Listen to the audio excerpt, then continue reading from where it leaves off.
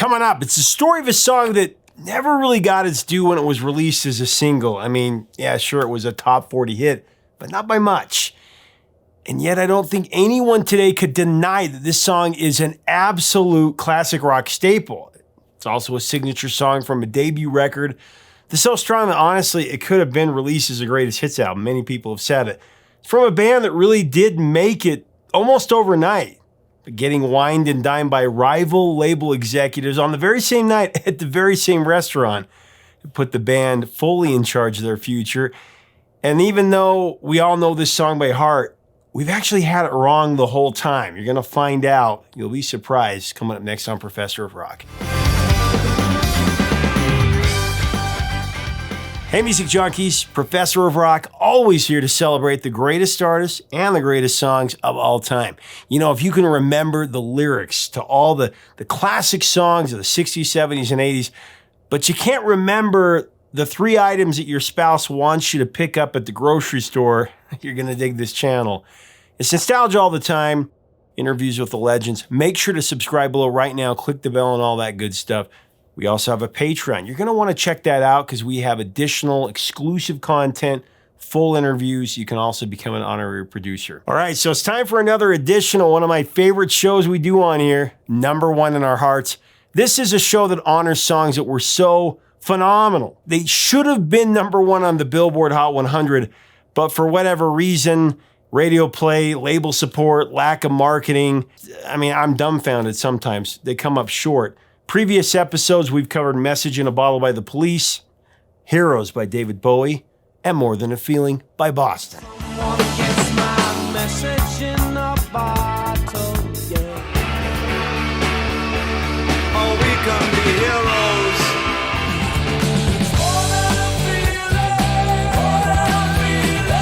Today, I'm really excited to get the story to you behind the Cars' second single from their self-titled debut album, My Best Friend's Girl. She's my best friend's girl. Now, the Cars were formed in Boston in 1976, but only after bandmates Rik Ocasek and Benjamin Orr had spent the better part of a decade in and out of bands together.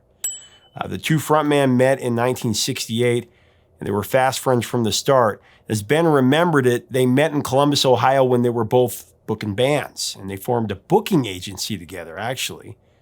They were also keen to playing music together. They liked each other's songs, so they put a band together, and they started playing around Ohio State University. So get this, the first band that they were in was called ID Nirvana.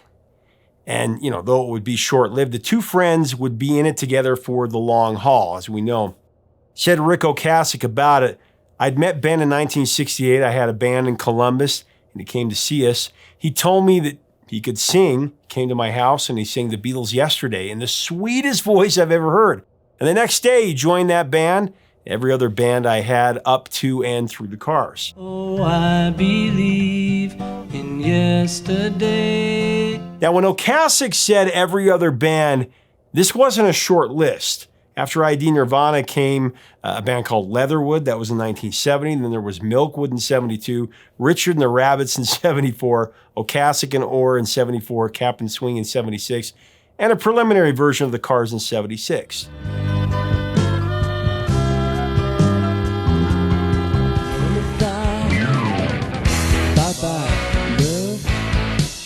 I asked if there was ever a time when the two ever got tired of working together. Ben Orr was adamant that it was never like that. There were periods when they would take a break, to work on different projects, but the two would always get back together again. The classic lineup of the Cars, that was finalized in early 1977. Ocasek and Orr both split time singing lead, of course. Ocasek also played rhythm guitar, and Orr played the bass. Lead guitar, it was the great Elliot Easton. And of course, keys, Greg Hodgson, on drums, David Robinson. Now, on February 7th, the Cars played their first gig at The Rat. This is Boston's legendary new wave club. Now, they would play there several times early on, and their reputation started to grow really fast. It wasn't long before fans started showing up to the live shows, wearing homemade Cars t-shirts. Now, right around this same time, the band kicked into high gear when they recorded demos for the songs Just What I Needed and My Best Friend's Girl.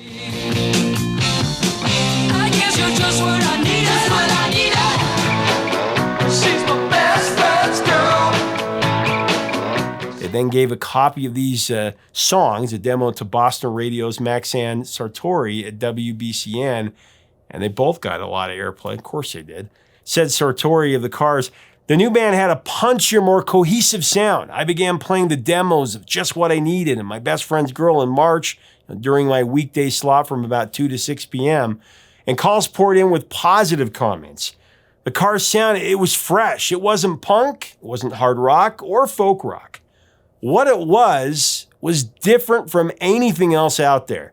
The Cars sound combined, classic rock, power pop, and new wave elements, and it was absolutely irresistible." As that demo tape with those two classic songs started circulating, around Boston FM, the radio, record labels took notice. Something really cool happened, and what must have been a really funny evening, happy night for the band, Arista's Clive Davis and Elektra's Joe Smith both showed up to the same live show to see these guys play. They both wanted to sign this band. Now, after the show was over, the two record executives both approached the guys, to woo them, and the band split up into two rival limousines on the way to the same restaurant. When they were there, these two big shots eyed each other suspiciously as they tried to wine and dine Ocasek and company. Pardon the pun, but the bandmates were in the driver's seat for this one, and they knew it. A record contract was theirs for the taking. They just had to choose. The band had a great time that night. They went from hotel to hotel and finally stumbled home at about 6 a.m. Great story there. Said David Robinson, "There were three things that had to happen for us: airplay for our tapes, people at our gigs, and record company interest. And it all came at once." She's my best friend's girl. Now, as we find out what label the band chose, I do want to thank this episode's sponsor, Bubs Naturals. If you're over 40, there's no doubt you've heard more people say you're too old for that than you hear go for it. Bubs Naturals has created products that will give you the fuel and nutrition to spurn the naysayers and then move full speed ahead. You're not too old to start martial arts training or play City League basketball or run a marathon or even climb Mount Kilimanjaro. If you want to get energized to live an active, adventurous lifestyle, then Bubs Naturals is perfect for you. Starting a daily regimen of adding Bubs Naturals collagen protein powder to your diet is your best option to maintain positive nitrogen balance within the body during intense workouts. And you recover much faster, so you're not limping around in pain days after your workout. I can go on and on about what the benefits of Bubs Naturals products are, but if you're serious, really serious about health, wellness, and living life to the fullest, click on the link below to learn all about Bubs Naturals, including the inspiring story of how the brand was created. Just type in the promo code Professor of Rock and get 20% off any Bubs purchase. Some of you probably already know this, but the label that the Cars ultimately chose was Elektra. It was a label that represented some of Ocasek's favorite bands, including The Doors and Jackson Browne. The band recorded their debut album in February of 1978. By then, Elektra had paired the Cars with British producer Roy Thomas Baker. Just like the Cars, Baker was starting to make a name for himself, having produced multiple Queen records throughout the 70s, including the big one, A Night at the Opera.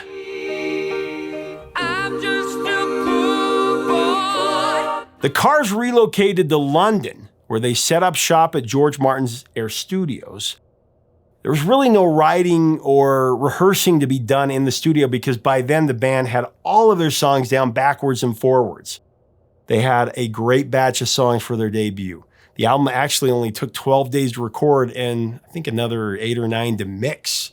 However, it would still be another few months before its release on June 6th of 78.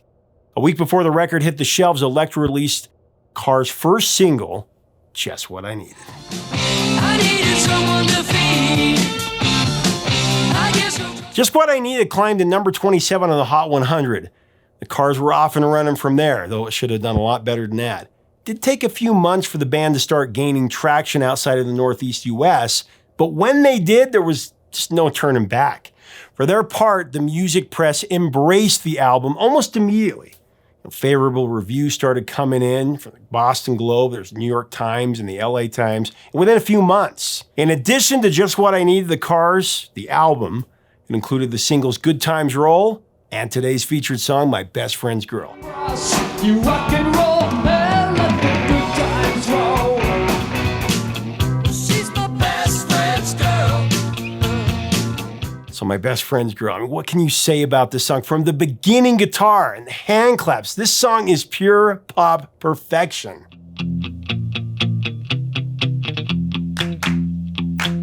I mean, as a listener, you just have to clap along. It's just irresistible. More on that in a second. By the way, those hand claps on the track, Ocasek said that they're 100% real. No synthesizer needed.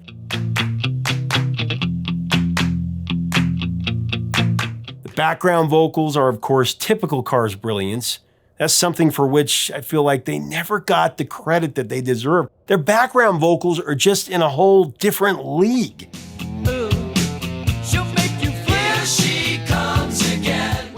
Just amazing. As far as writing My Best Friend's Girl, Ocasek said it was one of the first songs that he wrote for the band. And Elliot Easton remembered that after Rik wrote it and a few other songs, the band all congregated in Rik's basement with their instruments and amps. And they just sat in a semicircle and listened as Rik played them for them. After that, they started rehearsing. Man, that would have been so cool to be a fly on the wall for that session. What a historic moment. Rik Ocasek was, of course, the band's primary songwriter. I mean, typically he would start the writing process all on his own, and then after presenting it to the band, the process would turn pretty democratic. The band would work out where to take every single song. Ocasek, very talented, very prolific as a songwriter. Also very unusual, but in the best way possible. If you've ever listened to the lyrics of a Cars song, you know that more often than not, a little quirky and a little unconventional.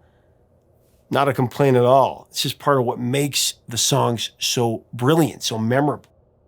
I mean, with lyrics like, she's a frozen fire, she's my one desire. She's my one desire. Or I see you under the midnight, love darts in your eyes.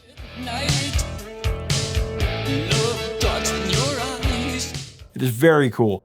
My Best Friend's Girl is full of these two, leading one interviewer to wonder if Rik Ocasek was more interested in how the words sounded than what they actually meant. Rik's response was, he said his writing is sometimes for the sounds of the words and sometimes for the subject, but always, ultimately, for the image that it makes.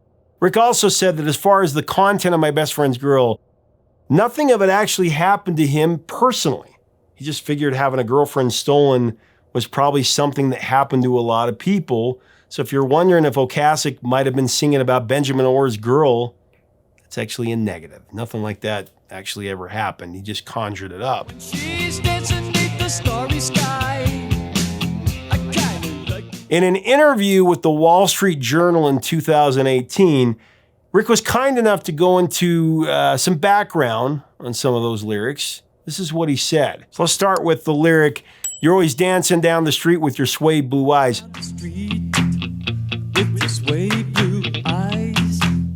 That was actually a play on Carl Perkins' blue suede shoes, of course, later covered by Elvis. You can do anything but lay off of my blue suede shoes. And then when he wrote, you've got your nuclear boots and your drip dry glove, Ocasek envisioned the boots and gloves as a cool 50s fashion statement. Your boots and your drip dry glove. And then for the lines, and when you bite your lip, it's some reaction to love, or as he sings, love of. It's some reaction to love of. Ocasek called them an emotional gesture, saying that they came about because he was reading a lot of poetry at that time. Here she comes again when she's dancing beneath the starry sky. Now, the funny thing is, by the time Rik Ocasek had finished this song, he had the name. What he didn't have were any lyrics that included the words, My Best Friend's Girl. Called the song that, didn't have anything in it that said that. So when he realized this, Ocasek found a copy of the lyrics that someone had typed up, and he just wrote a chorus in the margin in pen. She's my best friend's girl, she's my best friend's girl, but she used to be mine. But she used to be mine. Now think about that for a second. That's a twist, and Rik really liked that twist. Up until that point in the song, you think that the singer stole his best friend's girl based on how good he feels about her. I don't know why, but a lot of us always assumed it's about him being in love with his best friend's girl. But But when you get to the chorus, you realize the guy didn't steal his best friend's girl. His friend stole her away from him. Pretty much every time I pointed this out to those who've heard the song so many times, they go, what?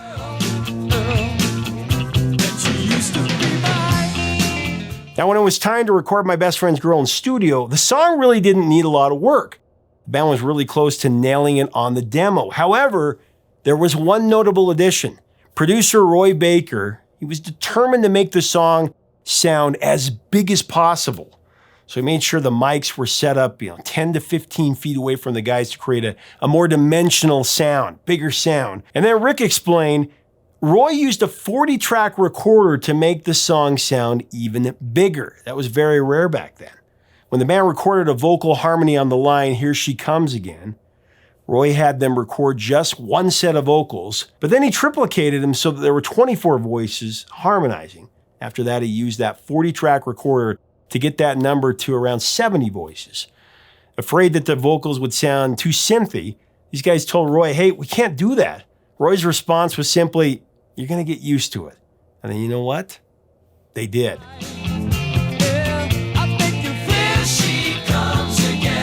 It became part of their signature sound. I mean, the way that the Cars used backing vocals on their tracks was just an immense part of who they were.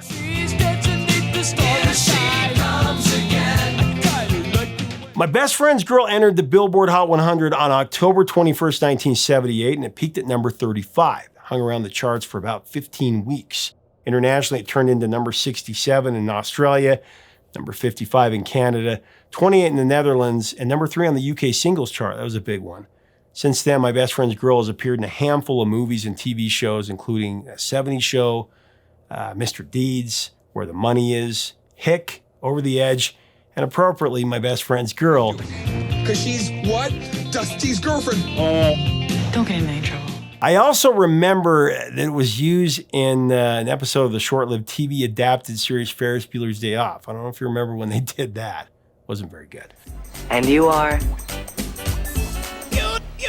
Bueller. My Best Friend's Girl has also been covered by The Killers, The Replacements, Soul Asylum, Beastie Boys, Todd Rundgren, Cheap Trick, Hootie and the Blowfish, and Nirvana.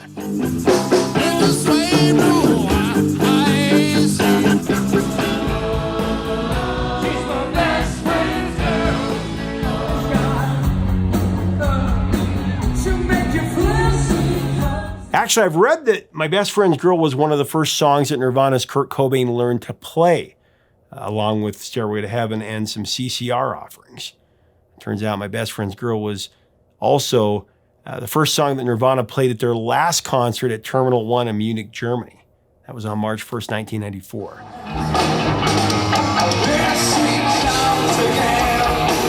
I wonder if Kurt Cobain knew that Ocasek and Orr's first band together was called ID Nirvana.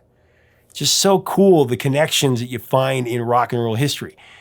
You know, My Best Friend's Girl was so much bigger than its chart position. It deserved to be number one. The world just wasn't quite ready for it when it was released. And like I mentioned earlier, the Cars were still gaining traction at this point. But when they did, they took it into overdrive. Their next 4 albums, they all killed it. Candy-O went to number 3, Panorama number 5, Shake It Up number 9, and Heartbeat City number 3. They also had 8 top 20 hits in the US, including The Ethereal Drive.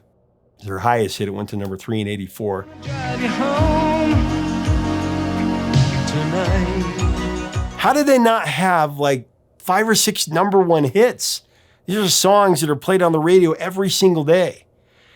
But even though it started with a disappointing number 35 ranking, since its original release, My Best Friend's Girl has become an absolute stone-cold classic rock staple. And one of the Cars' signature songs, I might add, which is really saying something because they have such an incredible catalog. Really hard to pick favorites with these guys. Even just on that debut album. I said before about how a lot of people say that first album's like a greatest hits album.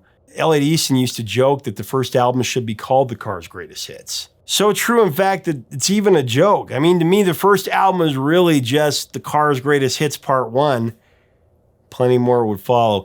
As 1978 came to a close, the world would start to wake up to the Cars and realize just what a precious commodity that they were holding in their hands.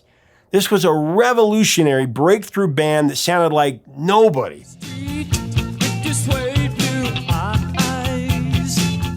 And the Cars actually won the 1978's Best New Artist from Rolling Stone, from Circus, from Cream, and Crawdaddy. And they were numbered in year's end best of lists by trade and consumer publications, also in newspapers across the country.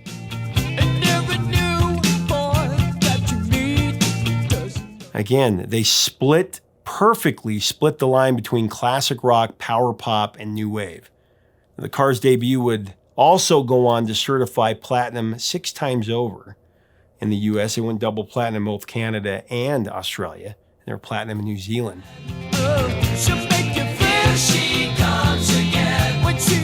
My Best Friend's Girl was one of the singles that really paved the way for this band's monster success and set the standard for what this band means to all of us.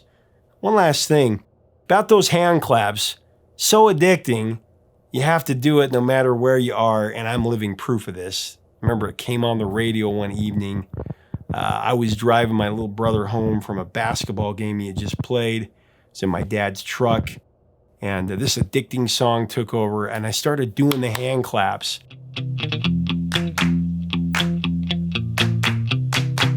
While steering with my knees. I was really getting into the song, trying to get my little brother to join along. All of a sudden, we hit this pothole, and it caused us to, swerve off this country road. I ended up high-centered inside of a ditch. My dad came to pull the truck out. I just didn't have the nerve to tell him what really happened. Here she comes again. And you know what? That's the magic of the Cars. They just take you over. They get you high-centered. Thanks so much for watching. Leave us a comment about the Cars and My Best Friend's Girl.